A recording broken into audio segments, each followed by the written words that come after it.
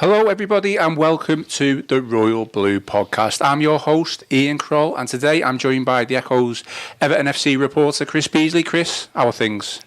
Okay, well, just gearing up for aren't we? What it says on our title there, a must-win match. It's always been a must-win match, hasn't it? And even more so as we go into that one. Yeah, absolutely. We're definitely going to get into the thick of things and go deep diving into Everton v Burnley. Also on the pod today, making it a longer waited appearance, super sub, drafted them in because we are short on numbers, is the Echo reporter, big Everton fan, Dan Haygarth. Dan, how are things? Not too bad, Ian, yeah. All good. Friday, so you know. It is a Friday, which is always a good thing. Yeah, but yeah, all good. Bit nervous about tomorrow, but... Well, the nerves will be... You say Friday's always a good thing, but not if you go to Luton Town, maybe, as we've seen from the fixture changes today, yeah. Friday night trip to Kenilworth Road for the Blue, so that's a nice one for the fans, isn't it? Yeah, which is obviously the away one, isn't it, anyway? Yeah. So, obviously impacted by Sky changes Friday night. But yeah, well, we can come on to that, Chris, but... Yeah. You'd like to think that we'd have enough points on the board by then, maybe to say that we'd be we'd already be safe. Yeah, let's hope so. Okay. Well, I must confess that I've made a monumental error today, lads. Okay. I haven't had my dinner before this pod recording, and I'm absolutely starving. Yeah. So I don't know about yous. What did you have for your dinner? I'm halfway through a sandwich. Yeah. Halfway through. Wow. Yeah. Still on my desk over there. So. Okay. Yeah.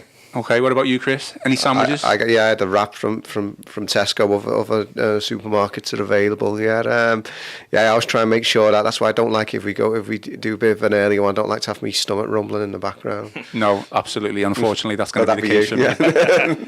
Okay, well, let's move on. We are live on YouTube, so please, those watching, give us a like, give us a subscribe, leave a comment, click the bell. Also follow us on TikTok. Royal Blue Podcast is now on TikTok. Plenty of decent reels and clips from all of these pods that we do each week. So yeah, TikTok, obviously. Get on it, give us a follow. And like I say, we are live. So submit your questions and I'll put them to Dan and to Chris and we'll see if they can answer some of them. So the agenda today, we're going to talk pre-Burnley show. As Chris mentioned, it is a must-win game. I think there's no danger of that, lads. We're also going to talk about the Everton fans' rallying cry and how Everton fan group, the 1878s, have organised a few things before the kick-off, and hopefully that'll give the players a boost. And I'm going to literally just touch on the latest on 777. Because not really an update, but Chris, I will come to you on this, and I know we just talked a little bit about 777 before we came on. Mm-hmm. I'm not going to ask you what this means or your understanding of it, but the longer this goes on, and I'm going to read a piece from basically our Business of Football writer Dave Powell. Mm-hmm. The headline has said 777 partners have been handed a new blow, this time by US regulators. So the line, or the first initial paragraph from that piece says potential new Everton owners 777 partners have been handed another blow after state authorities in the US sought to press 5 insurance companies to reduce their exposure to the Miami-based firm. I mean, the bad press just keeps on coming for them, doesn't it? Yeah, it's not a good look, is it? And this has been the problem, isn't it, for a number of months with 777 before they even got involved with Everton. It is negative headlines all the time. I think this one corresponds to protecting the rights, is it, of widows or orphans, things like that. I have to read Dave's piece for the full exposure on that one. But yeah, it's not a good look, and it's been something that we've been talking about for a long time now. I mean, 777 have had their opportunity to sort of put their case forward and try and present themselves in a better light. I mean, they've always said that they can't speak on this because of the regulations that they're having to go through here and the scrutiny that they're coming under. But surely they wouldn't necessarily jeopardise the whole process if they could come forward and say, look, this is what we want to do at Everton, or this is, on a positive outlook, why we can make things better. I don't know why that's been a problem for them. They've obviously felt that's the case. But yeah, that's the concern, isn't it, for Evertonians, not just if they've got enough money, where this money's going to come from, or just what kind of a company they are, because although they own a number of clubs around the world, it just seems to be one bad news story after another with them. I mean, I understand I've been speaking to sources close to 777 I think it was just before we went down to Bournemouth last weekend, and they remain confident that they will get the deal over the line, and they think it's going to come down one way or the other by the end of this month. But yeah, it's an 8th month now, and you can see maybe why the Premier League are being so tough with their scrutiny of them, because there are so many questions like this that need answering. Dan, I think we were just talking before we came on here, was the last time you came on the pod, was it pre-Spurs, just after Burnley? Yeah, so just before Christmas. Yeah. So we haven't won a game since you were last on the pod. Not won a league game since I was last. Maybe that's the reason we need to keep Dan on. Yeah. Well, maybe it's like we've gone 180 now. Dan's back on the pod. Yeah, hopefully. Because, it was after we talked a bit about the League Cup loss to Fulham on penalties, which really feels a bit like a sliding doors moment now for the whole season. And then, it was the preview of Tottenham, where we lost 2-1 at White Hart Lane. Yeah. At the new stadium. And, in which we were playing quite well at that point, just didn't get the results over Christmas. So, Burnley tomorrow is just massive, isn't it? I mean, I thought against Newcastle we were quite poor, but came away with the first objectively positive result for a while. So we just now got to go and win. I think the pressure's on. The pressure's on, but let's just go back to 777 for a sec. We expected this deal to be over the line by, there's only point, the last time you were on the pod, yet here we are 3 months later, and it's still not over the line. The longer this goes on, is not good for the club, is it? No, all of these headlines, they don't fill you with confidence about them if the takeover is to go through. But also, nor does the state of limbo that Everton fans have been left in for so long. It feels like nothing is set in stone about the club at the moment. We don't know what division we're going to be in next year. We don't know who's going to own the club. It's all the uncertainty and all the worry just contributes to that feeling of anxiety amongst the fans, I think. And you just want to know what's happening either way with this takeover. And as Chris says, these headlines don't make you think like it's going to be wonderful, but you can't just wait and see. Something has to happen soon. Yeah, absolutely. I mean, Chris, the last kind of update we got on 777 was that the Premier League had given conditional approval over them. So, albeit apparently it's with a number of strict, caveats that they've got to go through if they take over the club. But does that mean the ball's back in 777's court then, and are we just kind of waiting on them? Surely that must be the case.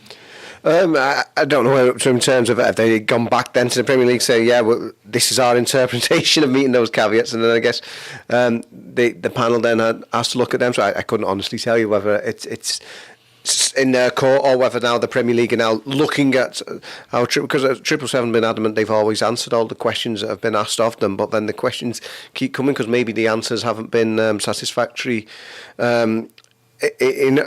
I mean, one thing that you can say about 777 is that they've kept the club afloat this season in terms of the payments that they've made already, even before they've actually had their deal approved. I mean, was it $180 million or something like that has been used on the monthly costs there. They've put their money where their mouth is in that respect, because I think one of the concerns is if they've got the cash flow and issues of that ilk, but they've put that money in whether they get the approval or not. So we've talked about the fan advisory board and trying to flush out any other potential investors, but they could have come forward and when they had the chance to do that, and they haven't done that. I mean, whatever we think about 777, and unfortunately a lot of these headlines are negative and do fill you with a lot of concerns. That they have been making sure that Everton stay afloat this season, because that's the I think that's the great dilemma for a lot of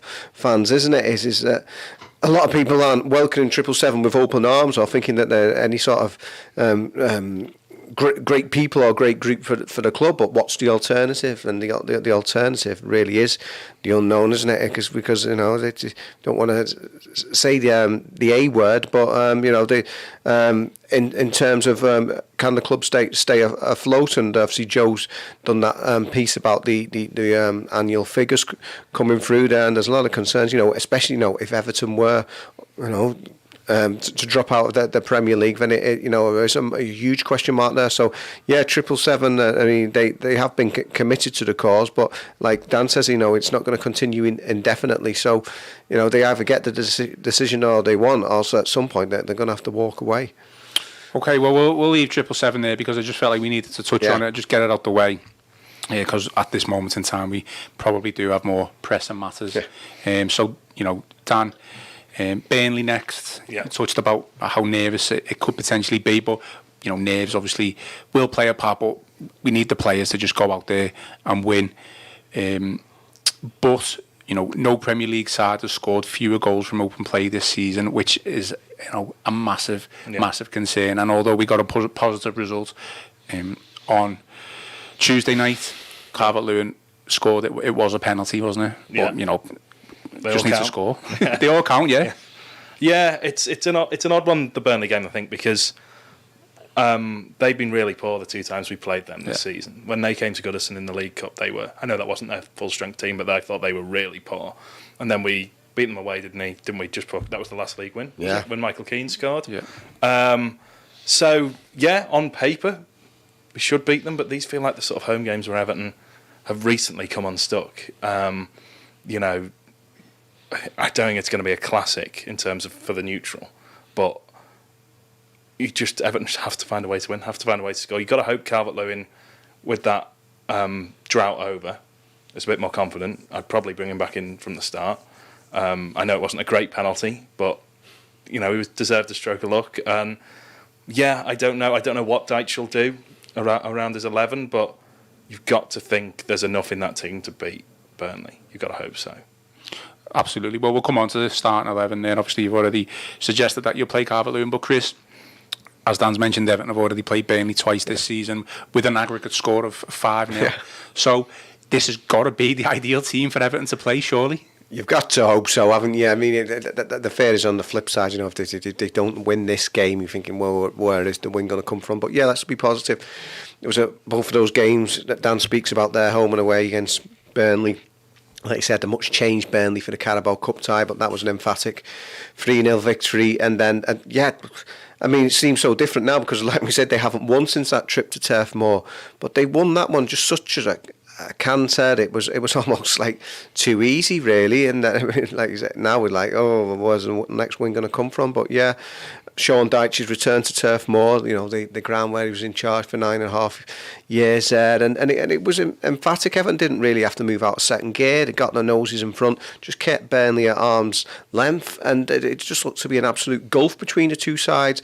And it's almost like, because I think there was a lot of, whatever we think about Sean Dyche and his style has come under great scrutiny because of the poor results of late. There was almost a snobbery against Sean Dyche when Burnley went up under Vincent Kompany. It's this lovely champagne football now, Manchester City light for the Clarets, and not like Dinosaur Dyche. You've moved on from that and won the championship at a canter. Well, they've almost in the Premier League, it's just not worked for them. They've been like a soft touch, and that's where Everton, hopefully, you've got to think that they can like steamroller them again. I don't know, maybe it'd be great if it was as an emphatic as it was those previous times, but it's almost like he's not learned from that. He's not got the players to play that way in the Premier League. He can get a record point haul or score all these goals in the Championship, but in the Premier League is much tougher. And I think that Vincent Kompany's at a bit of a steep learning curve this year. I mean, maybe they've gone, well, okay, we came up earlier than what we would have thought of, and we'll take the relegation and just have a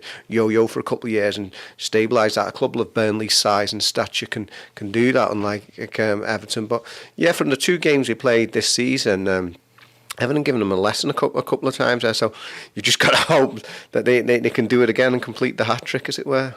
Yeah, I remember, Dan, how poor Burnley were in the cup game at home. As Chris said there, they were trying to play out from the back and play football maybe in what people would describe as the right way, but it literally just didn't work for them. We took full advantage of that. Obviously, fast forward a couple of months later, completely different time. The one thing that I feel like we just need to get over right now is this Goodison Park hoodoo. Form's not great across the board. We know that we haven't won in how many months, but the games coming up now, the ones that where you see us picking up the points are at Goodison Park. Yeah. And if we can't beat Burnley, how are we going to beat the likes of Nottingham Forest, Liverpool, Brentford, Sheffield United? Yeah. Probably the first three more, because they're the ones where they're tougher than Burnley, basically. Yeah. We just need to get rid of this whole Goodison Park hoodoo. Yeah, and we've got to pick up the points sooner rather than later, because I can't do another year of the maze that we've had the last 2 years. I can't. I'm not sure I'll be able to cope if it goes down to the last day of the season. So you've got to pick these points up now, and we've wasted too many of these opportunities on this barren run.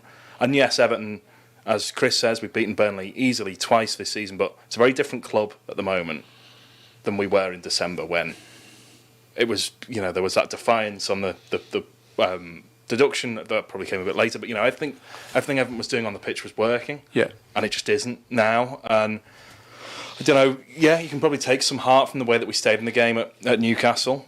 But as you point out, it's Goodison, isn't it, at the minute, that we can't find a way. Dyche can't really find a way to make it work to his advantage, which even in tough patches, previous managers to him have done. I remember in the run-in under Lampard, he had those huge wins at Goodison, and that was the start of this sort of pre-match atmosphere building. I remember when we beat Chelsea, beat Newcastle on St Patrick's Day, beat Manchester United, all in that run-in at home under Lampard. So those were huge games where Goodison really came alive. And yeah, Dyche has to find a way to make the home ground work for him, really. And hopefully the start of this atmosphere building helps that. But you just wonder whether his style, whatever, doesn't quite bring the ground to its feet. I don't know. But yeah,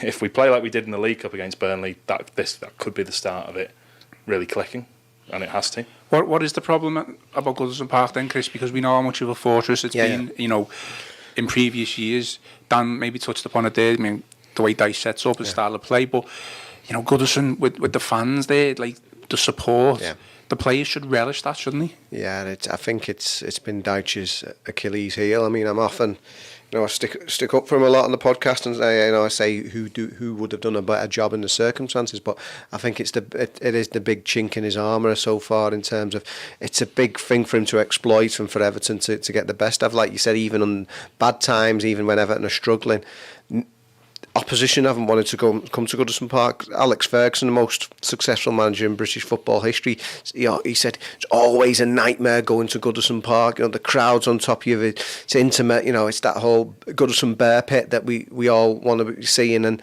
maybe it is the style of play. And I think Michael Ball, I speak to Michael a lot of the time when we're doing his column, and he's alluded to it quite a lot, in that he thinks it could be down to the playing style. Everton need to be on the front foot from the start. Get the crowd. It's all that chicken and egg, isn't it? About the crowd spur the team on, or the team spur the crowd on. But yeah, you've got to do something early on. Get at them. Don't let the opposition settle into their rhythm.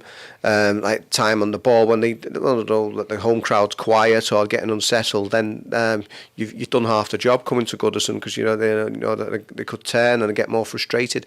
But if Everton are up in their faces from the start, I mean, that just sets the tempo for the whole day. And this is a big thing for Dyche that he needs to do, not just tomorrow, but just going forward full stop. And if he does continue in the job next season, for Goodison's last season as well, because it's a big weapon in Everton's armoury, and it's part of the reason, obviously, with the stadium move there, that they want to try and replicate that as much as they can within a modern setting, with the steep, intimate nature of the new stadium, recreating Goodison but without the pillars, and obviously having all the mod cons and stuff like that. But yeah, I think it's the biggest thing for Dyche. And also, I probably have a more rounded view, because I'm in the minority, because like all those fans who follow the club up and down the country, you get to see them home and away. But the majority of the fan base, of course, only gets to see them at Goodison. And it has really been poor. I mean, just to have won 3 Premier League games all season, we talk about that Carabao Cup game against Burnley, and that was emphatic. But in terms of league games,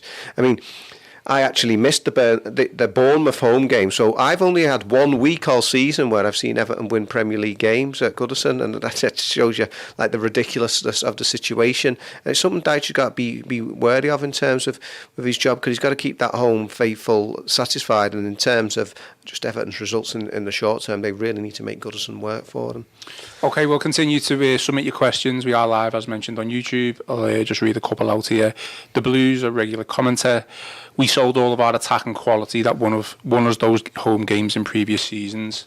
Is that obviously probably a valid reason why we're not scoring as many goals, if any? It's a very fair point, isn't it? Like, you think of that running under Lampard, and I think Richarlison was so heavily responsible for that atmosphere. And when you're looking at players to stand up and get in the opposition faces and just be a nightmare, but also score big goals, he was that. He was the perfect player to have in that running. And Dom's been out of form this year. He's not scoring goals. But, we are so sort of slim on attacking options, and especially ones who are real nightmares like Richarlison. Yeah, so very fair point. So I was just going to say as well, even somebody like Alex Iwobi, for such a long time, it's so frustrating. He's one of the most frustrating players I've ever seen at Everton, because you could play, but even like the game Dan mentioned there, the Newcastle one, the late winner there, just that bit of inspiration from somebody. But yeah, like you said, like the contributor says, so many sort of games. Anthony Gordon, another one, Manchester United. So yeah, so many sort of potential match winners like that who aren't there, or the ones you have got still. Dominic Calvert-Lewin, even Abdoulaye Doucouré, been out of form and haven't been able to get the goals of late. Okay, the James Evans, the home form has been atrocious for 3 years now, and Blue Nose, Goodison is no longer a bear pit, it's a McDonald's ball pit. I mean, wow. Yeah. A nice description there. I mean, Chris, as Dan mentioned there previous year, we've just talked about it there, previous years, we've had players who've managed to get the goals, but finally Dominic Calvert-Lewin got his goal. Okay, it was from a penalty, but it doesn't matter. It went in. Gav Buckland's predicted a bit of a goal-scoring run now for Dominic Calvert-Lewin, because he believes his goals come in small streaks. Yeah. I think he described it kind of like that, which, probably looking back now on his career, that probably is right. Yeah, so I just hope so. Yeah, that's been the case, isn't it? He's streaky, like you say. He's hopefully can get a purple patch now. I mean, it seems ridiculous thinking back to, obviously I was down at the London Stadium with Conor O'Neill. Joe was off that day just before Halloween, and when Dom had scored his last goal, he'd actually become only the fourth Everton player to reach 50 Premier League goals after Romelu Lukaku, Duncan Ferguson and Tim Cahill. So it shows you just what pedigree he has got, and the fact that over the 32 years of the Premier League now, only 4 Everton players have done that for the club. So he's an esteemed company in that respect. So he can do it, but like you say, when he does find the net, it tends to be in streaks, in purple patches. So we've got to hope that this is the start of something now. I mean, he was unfortunate in terms of the goals, both home and away, against Tottenham being ruled out. One for I thought it was very soft Andre Gomez challenge on Emerson Royal, and then obviously Jack Harrison being credited with the one in the home game. So it was a bit of an anomaly that he had gone so long without scoring, but it can only play on your mind if you're a centre forward, if that's your job. So yeah, let's hope that now he's got his eye in, that he's able to get a few in these what we've talked about, hopefully winnable games over this month. Did you catch Dyche's press conference yesterday? No, I didn't. Okay. I didn't. Well, I've got a quote here from it, and I just wanted to know your thoughts. So, Dyche, we want to have a baseline where we can judge, and that can't be just winning or losing. It's about level of performance. I don't think we've been as far away as everyone have made us out to be. What did you make of that? I don't agree with him. I think we've been really poor. Like, it's not... at times, it's been results not quite going our way, but I think you just have to look at the first half of that Newcastle game. We were really poor. I thought nothing was working, and for once, maybe a bit harsh for once, but Dyche actually changed the game with his substitutions, and it felt like he'd been really proactive and moved things in the right direction. Whereas over this winless run, you look at games and how poorly we've managed them. How many late goals we've conceded, how many points we've thrown away. So, yeah, I suppose he has a point in that we've been in positions to collect points and we have thrown them away, but I don't think you could say the performances have been anywhere near good enough. You don't go on a run like that unless you're playing badly. I think it's as simple as that. Yeah. And, yeah, it's got to change it round. So, I mean, Chris, I can't remember who it was, but someone said it in the week in the office that you can put up with Dyche's performances, or I think he described it as Dyche ball, as long as we're picking up points and winning. Yeah. But we're not doing that, are we? So and to suggest it's not just about winning or losing it's a bit crazy, that, isn't it? That sounds like somebody who's gone on a record-breaking run without a win.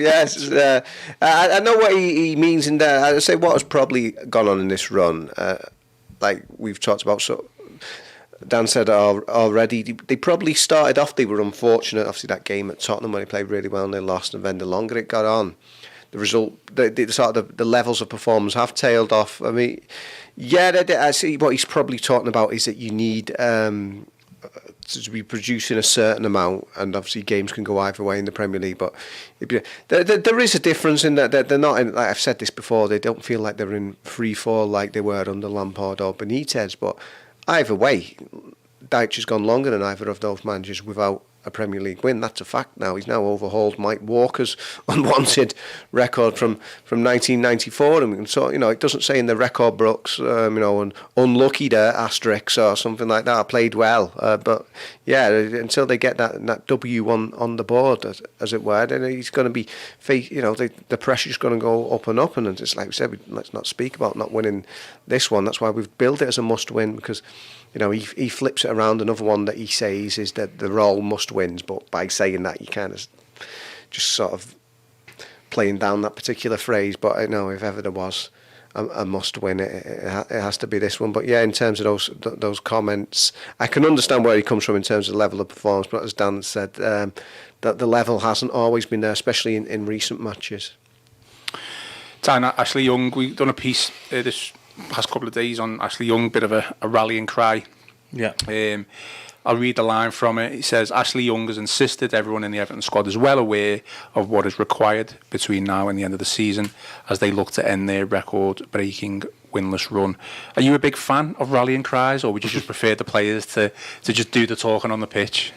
That's a good question, actually, because you hear a lot of it, don't you, from Everton players, and as much as I like him, Seamus Coleman's very good at it. You've heard a lot from Seamus over the time he's been at Everton about how they're going to put things right, and I think actually, yeah, you're better off head down, do the work on the pitch, because quite often, I don't know if it's just you're suspicious about these things, but it feels like you're setting yourself up to fail when you say stuff like that. Just keep your head down, don't talk about it, do your talking on the pitch, because the fans don't need a rallying cry. The fans have been what have dragged Everton over the line the last couple of years.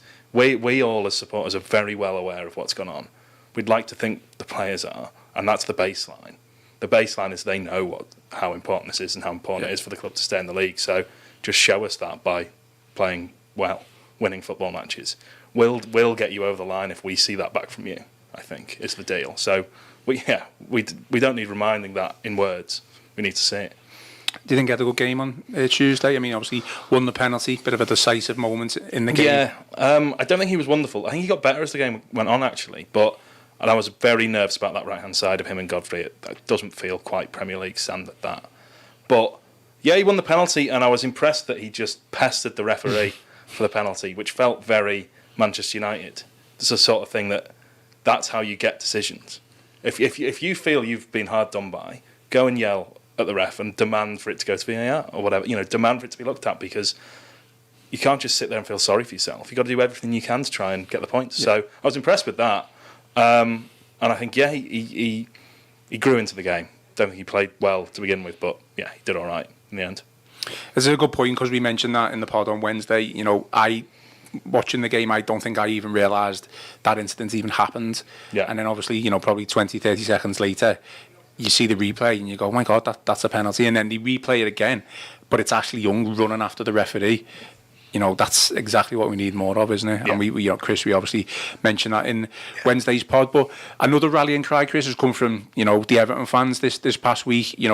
We know how good the Everton fans are at rallying. and getting behind the players and the whole team when things get tough. And I've got a line from a piece from our website, so we'll just read it here. Preparations have been underway for days after a rallying cry was issued by the influential 1878 fan group for flags, banners and other ideas to turn Goodison Park into a cauldron on Saturday, as the Blues once again fight to provide a boost for their team at a moment of high stakes.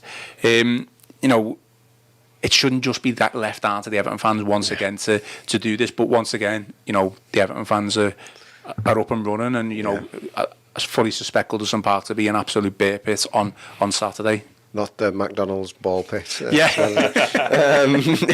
It's sad that he's having to be done. I mean, it should just happen naturally, shouldn't it? But given that the club been in such dire straits over recent years, you know, the worst 2 equivalent points totals in the club's entire history, been followed by this season of unprecedented strife in terms of the points deduction, and now on the pitch, longest ever Premier League winless run. So yeah, it's back in the fans' hands again, and obviously great work from the 1878. They were behind all the Premier League protest cards as well, and all the fundraising efforts that and the distribution of the cards. And you know, they were a big fixture for a long time in the matches. That was actually one I remember. Burnley away, where Burnley bizarrely brought in some sort of regulation where no A4 cards were going to be allowed into Turf Moor, but then somehow they managed to get in there en masse, and that was all the 1878s again. So yes, it shouldn't have to come to this, but it has come to this again. And yeah, anything that helps improve the atmosphere, let those players sort of sink in what it really means to them. I tell you what would actually go down well. I think I've said this already on Twitter. Sean Dyche should play them that Derek Mountfield interview when he was in this room, and what he said about some of Goodison's greatest nights, because that didn't motivate you to sort of run through the proverbial brick wall for the Blues. I don't know what would, but yeah, the fans are out there in force again. They're going to try and make it you know, a special atmosphere. Let's hope that makes a difference, because I think that was the big concern for me last season. I remember the Newcastle United game, not the one the year before that we mentioned, the 1-0, but the 4-1 last season, when I mean, I was there against Wimbledon and Coventry on the last day, and this was like match anything like that, and after they had the fireworks on top of that, but it still wasn't enough. So ultimately, let's hope that can play a big part in it, but at the end of the day, it's the players themselves it's only them who can make the difference ultimately. Yeah, absolutely. And if you haven't watched or listened to Chris's interview with Derek Mountfield, you can listen to that on our Royal Blue podcast channel, Apple Podcasts, Spotify, and you can also watch it on the Royal Blue YouTube channel. Really good listen, really good watch, Chris. Derek it was very really much good. Form, yeah. Absolutely. Just for those watching live on YouTube, I don't know if you noticed, but we've got no blinds in this room, and the sun is shining really powerful on me, and I'm lit up, overexposed, but there's nothing we can do. We have put a request in to get blinds in this room, but we will carry on. Let's move on to a bit of injury news and injury updates. Onana is a doubt for the game. But I want to ask you, Dan, about Onana and just your thoughts, because I've had a few frank exchanges with fans, good-natured exchanges, obviously, on Twitter this week about Onana and his worth and whether he's good enough, but where does he fit into this Everton, this current Everton team. What are your thoughts on Onana? Sorry, I was just going to say, is Onana a doubt with a bruised ego? Is that what it is? Okay. I quite like him. You know, I spoke about that Fulham penalty shootout earlier and how devastating that was. It was tough to like him after that, but I do like him as a footballer. I think he wants to get on the ball. He wants to influence the game. I think there was a moment against Newcastle where he has it sort of edge of the box, flips it through to Decore. Decore has that chance, and it wasn't anything spectacular, but it was a nice ball, and he played quite well. And I like him. I think he does add something to our midfield that it otherwise wouldn't have. But I still want to see more from him. You want to see more goals and assists, I think, and I think you want a sort of midfield that can get the best out of him, I think, and I'm not sure we've worked out how to do that yet. So yeah, I would play him if he was fit, but if he's a doubt, you might be careful, knowing that the games that we've got coming up. But yeah, on the whole, I like him as a footballer. I think he's got to show a bit more, but I think there's something there that I really like. Yeah. Okay, well, Chris, we had quite a debate, didn't we, on Wednesday about Onana. Again, you can watch that back on the Royal Blue YouTube channel. But is there a little bit of a concern over his attitude, or am I just being really harsh? I don't know if there's such concern as that. Just people wanting to sort of go about things in a slightly different way. A lot of people have picked up to me. Seems like Dan says, we all say the same thing. I think this criticism comes because we know he's so gifted.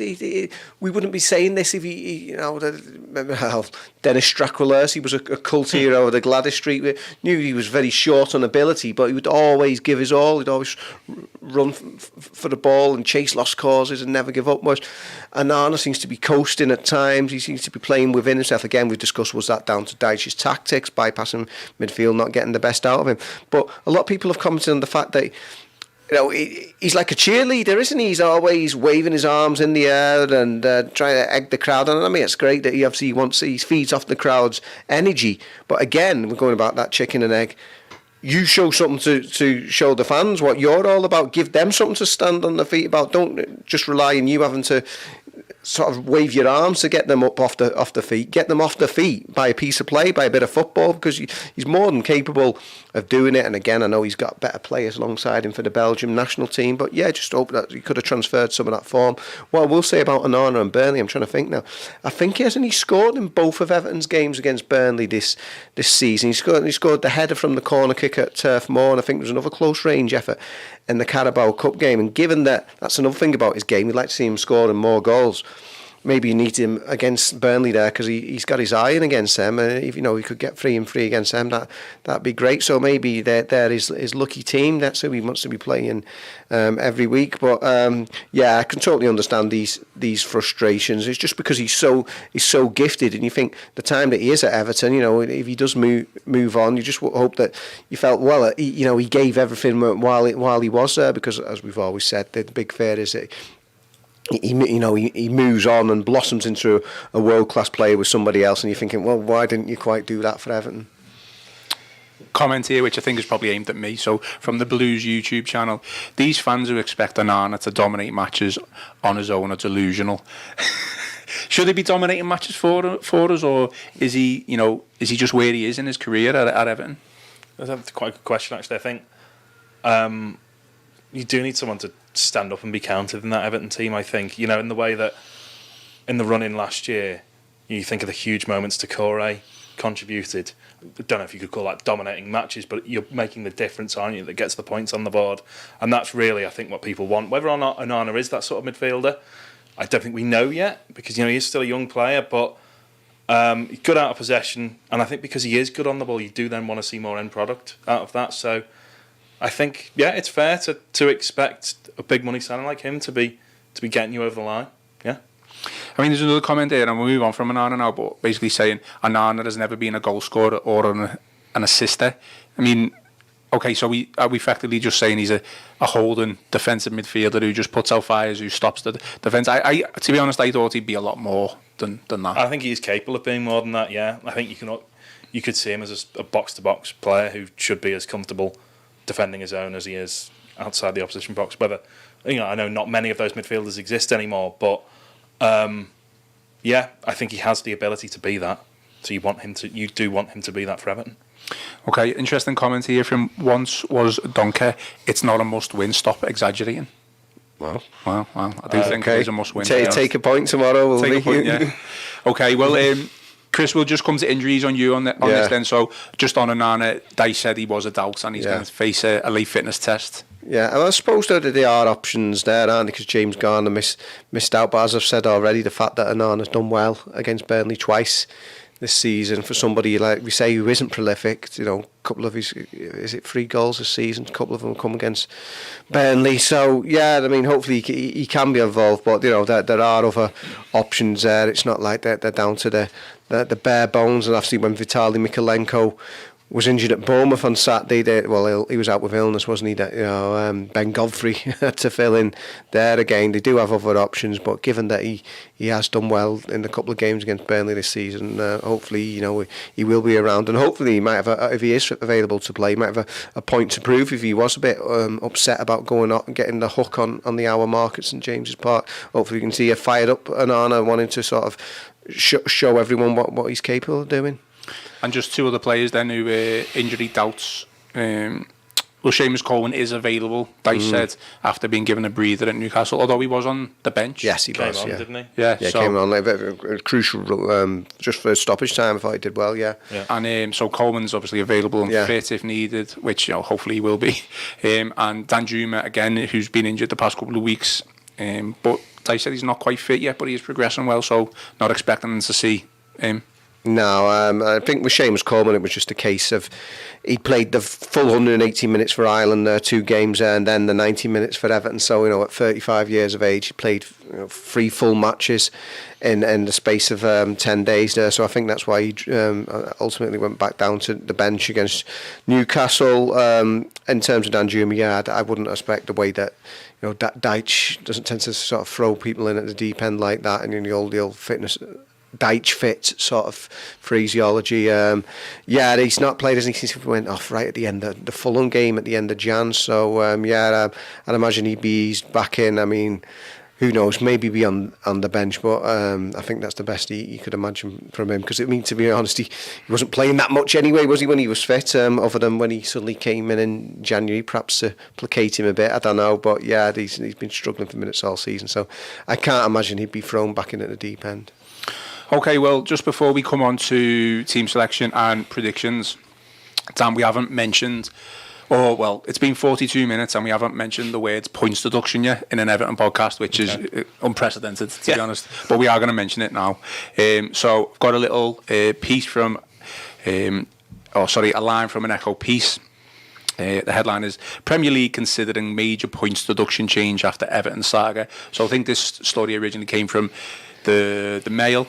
Yeah. So the line is, the Premier League are reportedly considering abandoning point deduction as a method for punishment from next season and could instead implement a, quote, luxury tax for sides that fall foul of financial rules. I mean, we don't know if this is definitely true for the start, but obviously it's been reported in the Mail. But if true, what are your thoughts on this new rule change? If true, it's just yet more shambles, isn't it, really? I mean, the idea that you could have 2 teams potentially relegated this season as a direct result of points deductions, and then you decide next year, well, we're not doing that. It's just not fair, is it? You just can't get your head around how you could think, well, we're going to scrap that system. Because they think it's right now. Surely they think, well, it should be right for longer than a year. But then the idea of a luxury tax as well. How is a team that's overspent? Where are they finding the money for a luxury tax? Where are Everton currently meant to find the money for a luxury tax? Because we've broken the profit sustainability rules. So the whole thing, it just feels like rules are being made up as it goes along constantly, which I think is a huge, direct reason for why Everton fans are so frustrated that these rules are changing and being rethought out and they're not consistent, and if it's scrapped and we go down, you would just be furious if next year teams were just slapped with a X many £1,000 fine for breaking the rules when actually it's cost us our Premier League status. So it's just a joke. Chris, I mean, surely if this was to be the case and say Forest or Everton did go down because of a points deduction and they were to just change it, there's got to be some sort of legal ramifications with. I don't want to go into too much in that, but you would have to think that Everton would have to try and fight the case. I don't even know what the outcome would be if they did anyway. Yeah, we've already talked about the sham that is the potential of relegation issues being resolved after the final ball of the season's been kicked. I mean, that's disgusting enough as it is. Whether you're Everton, Forest, anyone else in the mix there, or just a general football fan, that's not satisfactory at all. But this, So Everton get done once in a season, get a second charge, so potentially twice in a season, potential of having a double points deduction, and then get rid of it. Or Forest with their bigger breach but smaller deduction, and then they've gone to appeal, and then get rid of it, and then just in time for when they might catch up with Manchester City and their 115 charges, and no more points deductions, or instead you pay a luxury tax. So we don't want teams spending beyond their means and spending too much money. But if they do spend too much money, we'll ask them to give away some more money. I mean, pay the luxury tax. I mean, it just doesn't make sense, does it? I know, obviously, they've said all along that they're abandoning the current system at the end of this season, but this, I mean, I've not read this particular piece, but just absolute nonsense. And like you say, just to be, it's almost like just to punish Everton and then we'll move on. That's how you could feel, couldn't you? Because it's just, Everton have been done for two. Well, they've been obviously the first charge. They're waiting on whatever happens with the second one, but they faced two charges from two separate time periods this season, and then like crowbarred them in now, and then to get rid of it. Well, it just seems absolutely ludicrous, and like I said, totally unfair. No matter who you support, you can't just be saying that. And like, yeah, what's the incentive? Because I mean, City could potentially, obviously the 115 charges, they might be found innocent of all 115 charges, but there's a potential to buy your way out of trouble then here if you have got the means. It's just which they would have the capacity to do, to pay whatever luxury tax is asked of them. I mean, yeah, it sounds absolutely outrageous, doesn't it? Is this a clear case then of the Premier League not being able to regulate themselves with these punishments, like police themselves with what they've got to do when teams break? Yeah, I think that's been the concern all along, isn't it? That Everton have sort of been caught in the middle of a power play here, where the Premier League are desperate to show that they can keep their own house in order. Obviously, they will say it's an independent commission, of course, but it's chosen from the people on their list. But yeah, they don't want this independent regulation, and they're doing everything they can to show that they can police their own competition. But then, yeah, it just doesn't make sense. You've got the independent commission, the first one for Everton, came up with their verdict, and then Everton's appeal commission saying that the first one made legal errors, and then the Forest lot are saying that they don't know where the Everton appeal ones got their numbers from. Yeah, it just doesn't make sense. It just doesn't stack up, does it? And that's the problem, because you don't know what you're going to get. I mean, is it a case you roll the dice to see what Everton get next time? Or, I mean, they've obviously got the whole double jeopardy. We see how that plays out, but yeah, it's just an absolute farce, isn't it? And the thing that it's arbitrary rulings that nobody understands, including even those who are actually working on them, who some of the, to be fair, whatever you think of them, they are great legal minds. These are people who've got like double firsts from Oxford and Cambridge, and like storied, highly reputable legal careers behind them, and they can't make head and the tail of it. So yeah, it's just absolute nonsense. Okay, well, we've been going for 48 minutes, and it's probably a good time to finish off with team selections and predictions. So, Dan, we'll come to you, and we'll see if we can all agree on team selection. Joe, obviously, start with the keeper, which I'm sure there's no doubt on that one, and then we'll go through. Yeah, obviously Pickford plays. Then your back four: Mykolenko, Tarkowski, Branthwaite, Coleman potentially. He is fit, so I'm not Godfrey's biggest fan, and Dyche clearly isn't Patterson's biggest fan. So Coleman back in, big game, bring your club captain, help with that atmosphere building, I think. Yeah, and then midfield. If Onana's a doubt, you probably don't play him with the fixtures that are coming. Yeah, Garner, Decore, Idrissa Gueye. And then Calvert-Lewin comes back in up front, McNeil and Young or Harrison, probably Harrison, back in for me. Chris, do you agree? Yeah, I go positive. Like you said, I'd go for the crucial ones. Yeah, Seamus Coleman back in right back for me.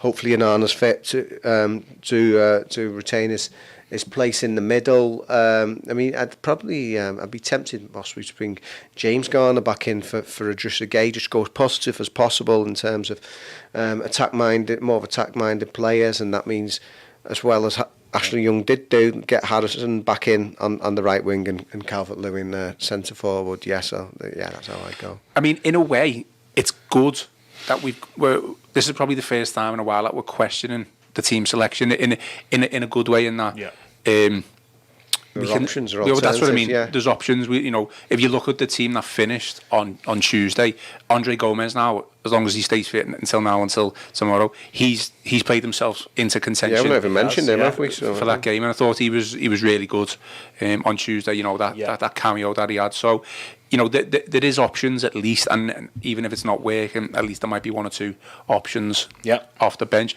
I would say, if Onana is fit and made a big thing about Onana this past week, I would still play him.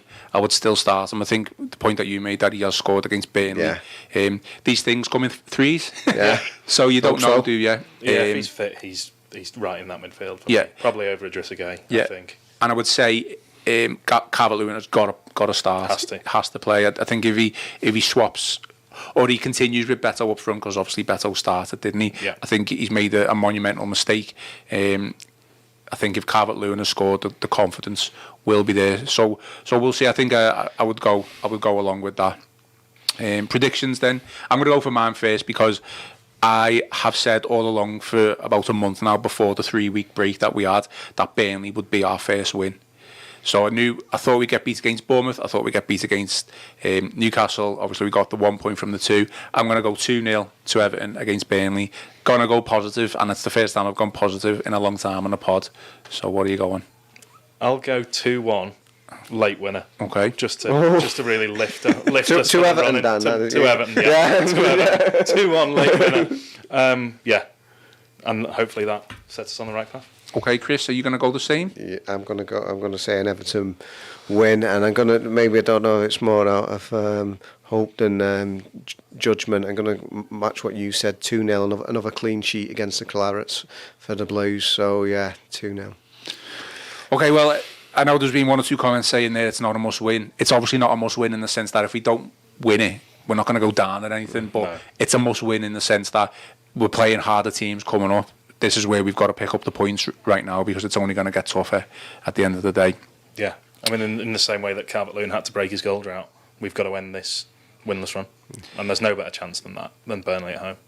Yeah, exactly, and I think that's really a good place to finish. Unless we've got anything else to talk about, lads. No, I think that keep it on the positive. Okay, well, fantastic stuff. That's all from today's show. Again, please remember to hit the like and subscribe button on YouTube. Follow us on the Royal Blue YouTube channel. Follow us on Facebook, which is Everton FC Liverpool Echo. And also follow us on TikTok, which is Royal Blue Everton. I've been Ian Croll, joined by Chris Beesley and Dan Haygarth. And this has been the Royal Blue Podcast.